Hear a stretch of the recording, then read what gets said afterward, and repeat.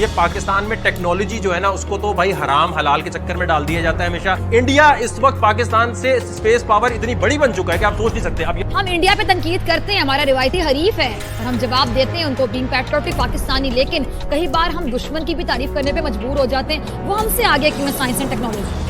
हमें पता चल गया कि आज डॉक्टर जयशंकर इंडोनेशिया में बैठा हुआ है, नरेंद्र मोदी पेरिस बैठा हुआ है और पीछे से होना चंद्रयान का। ठीक है जी, सो उधर सारे उनको मुबारकबाद दे जनाब, ये बड़ी बहादुरी है आपकी, ये बहुत congratulations doctor Jaishankar, we wish you good luck and India will join this elite club. देखिए कि आज हम किस जगह पर खड़े हैं कि जहाँ पर हमें जो है वो खाने के लाले पड़े हैं, हमारा मुल्क दिवालिया होते होते बच गया है और हम $1 बिलियन के लिए दौड़ें लगा रहे हैं और हमारे वज़ीर आज़म खुद ये कह रहे हैं कि भिखारीपन दूर करने का तरीका क्या है। तो वहीं पर हमारा हमसाया मुल्क जो है वो कहाँ पर पहुँच रहा है कि उसने अब अपना कामयाबी के साथ रॉकेट लॉन्च कर दिया है। हमारा इंडिया के साथ कोई मुकाबला नहीं इस चीज़ में, टेक्नोलॉजी के लिहाज में वो हमसे बहुत ज़्यादा आगे चले गए हैं। ठीक है, ये बात हमें तस्लीम करना। देखो, जब भी भारत कोई बड़ा काम करता है ना तो पाकिस्तानी इसे देख काफी चिढ़ जाते हैं, क्योंकि ये लोग अपने आप को इंडिया से कंपेयर करते रहते हैं। पर अब इंडिया स्पेस में ऐसा इतिहास रचने जा रहा है जिसे देखकर पाकिस्तान बौखलाया हुआ है। देखो, आपने ये सुना होगा कि भारत की स्पेस एजेंसी इसरो इसी महीने चंद्रयान 2 लॉन्च करने वाली है, जिसमें इसरो एक रोवर को मून पर भेजेंगे। ये इतनी बड़ी अचीवमेंट है कि दुनिया में 2-3 देश ही हैं जो इसको कर पाए हैं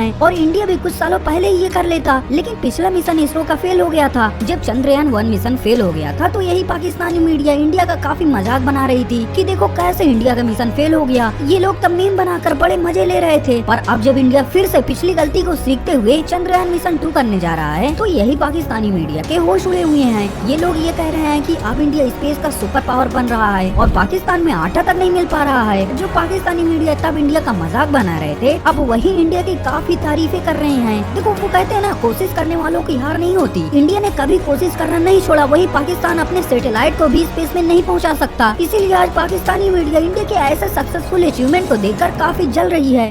जब इंडिया ने न्यूक्लियर वेपन टेस्ट किया था तो that was a mission, that was a time जब इंडिया को एक मौका मिला कि वो ग्लोबल एलीट क्लब में बैठे जाए। उस वक्त अगर आपको याद हो कि बड़े थोड़े ममालिक थे जिनके पास न्यूक्लियर वेपन थे। आज अगर इंडिया ये करने जा रहा है और ये कर पाता है तो आप ये इमेजिन कर लें कि ये एक बहुत बड़ी, जिसे वो कहते हैं ना, डेवलपमेंट होगी। इंडिया की स्पेस रिसर्च ऑर्गेनाइजेशन जो है उसने काफ़ी देर से इसके ऊपर काम कर रहे थे और ये अब आप देखें कि इसके ऊपर वो जिसे कहते हैं ना एक नई डेवलपमेंट है और ये बहुत सारी साइंटिफिक डिस्कवरीज कर सकता है जैसे मैंने पहले कहा। लेकिन मुझे ऐसा लगता है कि ये इंडिया का एक ग्लोबल इमेज बहुत उठाएगा। ठीक है जी, इससे पहले चंद्रयान 2 फेल प्रोजेक्ट हुआ था।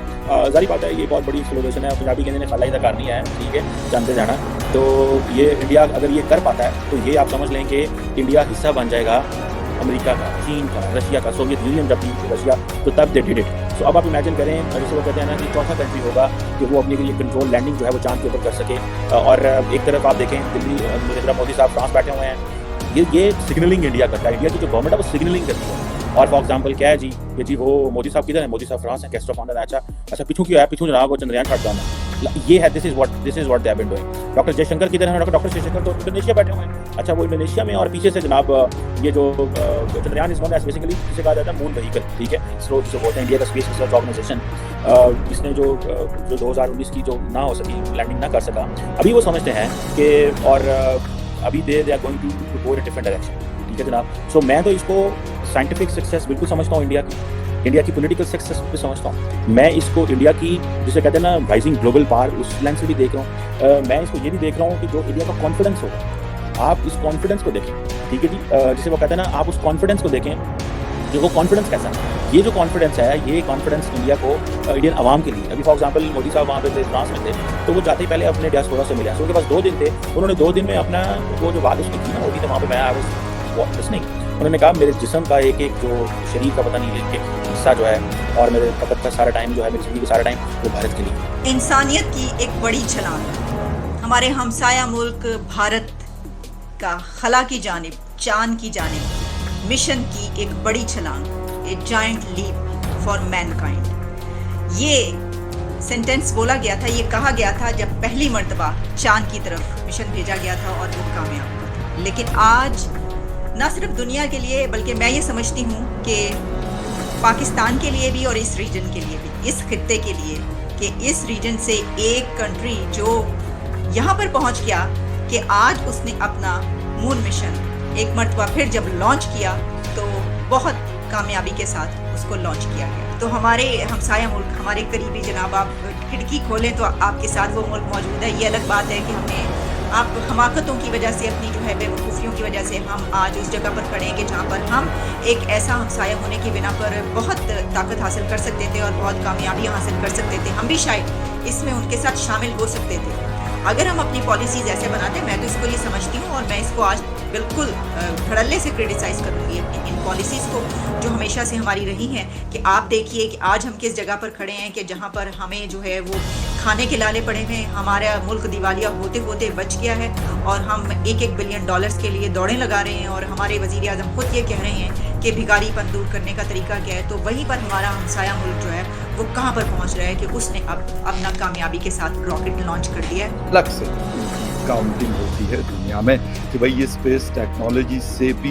लेस हैं, इक्विप्ड है, वेल इक्विप्ड है। इंडिया क्या कर रहा है इस हवाले से, स्पेस मिशन के हवाले से? वैसे तो चाइना है, रशिया है, अमेरिका है, ये लोग इस फील्ड में हैं और बल्कि इस रेस में शामिल है। लेकिन इंडिया इससे पहले भी उनकी जो इसरो उनकी organisation, Indian space research organisation, उन्होंने अपना जो चंद्रयान 3 है उसके थ्रू वो चाहते हैं कि वो सॉफ्ट लैंडिंग करें चांद के ऊपर। और इस रीजन में कि चाइना के बाद हिंदुस्तान वो मुल्क है जो स्पेस की इस दौड़ में शामिल है, बल्कि शामिल नहीं है बल्कि काफ़ी करीब है उन चीज़ों के जो उन 3 कंट्रीज के पास मौजूद है। बाकी दुनिया या फिर पाकिस्तान है या बाकी दुनिया के ममालिक है, स्पेशली जो हमारे मुस्लिम उम्मा की कंट्री है, सो कॉल्ड मुस्लिम उम्मा, वो लोग क्या कर रहे हैं रिसर्च एंड डेवलपमेंट में, एजुकेशन में और नई चीज़ें डिस्कवर करनी। If I am not wrong तो 2019 या 20 में ये हिंदुस्तान ने ये अटेम्प्ट किया था और फिर उसके ऊपर फवाद चौधरी ने काफ़ी मजाक भी उड़ाया था। तो मैं और मेरे जैसे बहुत सारे लोगों ने उनको लिखा कि यार एटलीस्ट उन्होंने कोशिश तो की, उन्होंने अटेम्प्ट तो किया, हम कहाँ पे करें? हम सिर्फ इसीलिए कि हम सिर्फ जिसे कहते हैं जोक्स बना लें, इसके अलावा हमें क्या आता है? हमारी रिसर्च एंड डेवलपमेंट यहाँ पर स्पेस टेक्नोलॉजी में था। वैसे तो बाकी चीज़ों में भी बहुत दूर खड़े हम लोग, लेकिन हमारा इदारा स्पार्को स्पेस टेक्नोलॉजी के ऊपर वो काम करता, लेकिन वो कहाँ पे खड़े हैं? यकीनन मैं ये नहीं कहता कि ये वो रशिया जितना पैसा लगा ले, चीन जितना लगा ले, हिंदुस्तान जितना लगा ले, अमेरिका जितना लगा ले, लेकिन अपनी हैसियत के मुताबिक तो कुछ ना कुछ